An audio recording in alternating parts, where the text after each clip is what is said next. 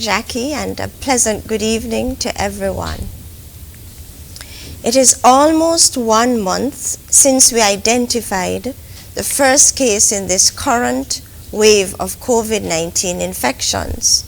The Ministry of Health and the National Task Force are working assiduously to contain this outbreak. Today, Tuesday, June 15th, we received positive results for 18 cases, and yesterday, Monday, June 14th, we received positive results for 17 cases. Let me just recap. This past weekend, let me be more specific. On Saturday, we added 13 positive cases, and last Sunday, we added 9 cases. So in essence, the total number of COVID-19 confirmed cases equal 244. 244. 64 cases have fully recovered, and a team of case managers and physicians are monitoring the 180 active cases. The Federation has added 199 cases to its COVID-19 tally in 4 weeks, and that is between May 19th to present, with 198 cases added in St. Kitts and 1 case added in Nevis. We have had 13 COVID-19 related hospital admissions within this time period. 7 cases have since been discharged, and 6 cases remain in hospital. The hospitalized cases include 2 children, and the adults can be characterized as having or as being overweight or obese, and they have underlying comorbidities, including diabetes, asthma, and hypertension. The COVID-19 virus appears to be impacting the unvaccinated and those who have become complacent regarding the COVID-19 prevention and control measures. We have implemented 4 public health interventions to help contain this outbreak and get us out of this crisis. These 4 public health interventions include: 1. Contact tracing. We have a team of trained contact tracing personnel who engage all the cases, compile lists of significant contacts who are then interviewed, placed in self-quarantine for 14 days, and tested.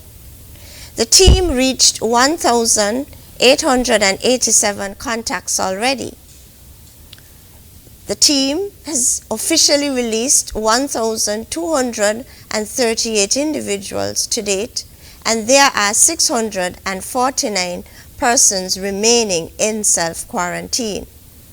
Most of the recent cases have been identified through the contact tracing process. A small percentage of these cases are persons who walked into the emergency room. However, we are still able to link most of these individuals to previously identified cases.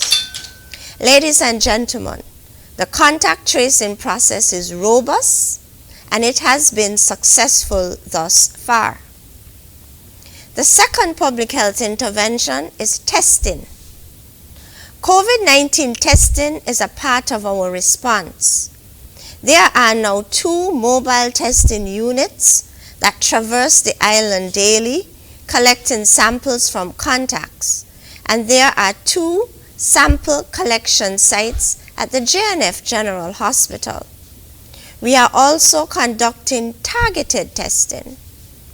In 4 weeks, we have tested over 5,395 persons, with 199 positive results returning, with a positivity rate of approximately 3.7%. In essence, we have tested 11.4% of the entire population in just under 4 weeks. I must update you. Last week, the Ministry of Health sent off samples to the Caribbean Public Health Agency for genomic sequencing. From this information, we will find out the variant of the SARS-CoV virus that is presently in circulation. The third public health intervention refers to our COVID-19 vaccination drive. Our vaccination drive started in February, and within 4 months, we have achieved the following coverage rate. 66.3% of the target population is covered with the first dose, and 31% of the target population is covered with the second dose or fully vaccinated. Please note that breastfeeding or lactating women can take or accept the COVID-19 vaccine. The AstraZeneca Oxford vaccine is safe in women who are breastfeeding. As of today, 21.7% of the total population is fully vaccinated. And when compared to the other islands in the Eastern Caribbean Currency Union, we are doing very well. The fourth public health intervention refers to restriction of movement. This public health measure was implemented this past weekend based on where we are along the epidemic curve and based on the rising positivity rate.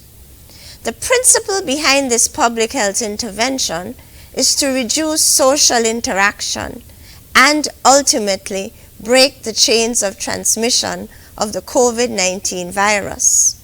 However, its effectiveness still depends on adherence to the non-pharmaceutical measures during the partial lockdown.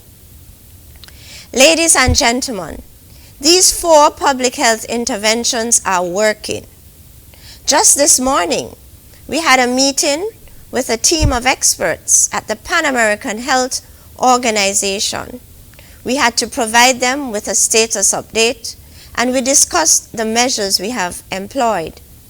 Dr. Gerber, the PAHO WHO representative, expressed confidence in the technical team here in the Ministry of Health, and he underscored that we are on the right path in the response to this outbreak.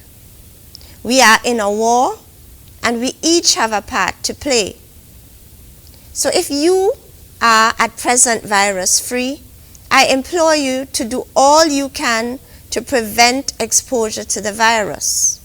If you are COVID-19 positive, I implore you to do all you can to prevent the spread of the virus. And if you have taken the first dose of the AstraZeneca Oxford vaccine, I implore you to return for your second dose. And if you have not yet accepted the vaccine, I implore you to come on board and accept same. Let us work together to maintain and protect the health and well-being of the people of the Federation. I want to end on a personal note. On September the 15th, 2016, I joined the staff in the Ministry of Health in my present capacity as the Chief Medical Officer. I function as the Chief Technical Advisor to the government on matters related to health. I provide technical support and leadership to the health team. I have been functioning in this capacity for almost 5 years. I serve passionately. I am committed to my service. I want us to dismiss the fake news and misinformation that is in circulation. I'm on the job, I'm working, and it's quite obvious that I haven't resigned. Let us not be distracted. Let us move forward in our fight against this virus. I thank you.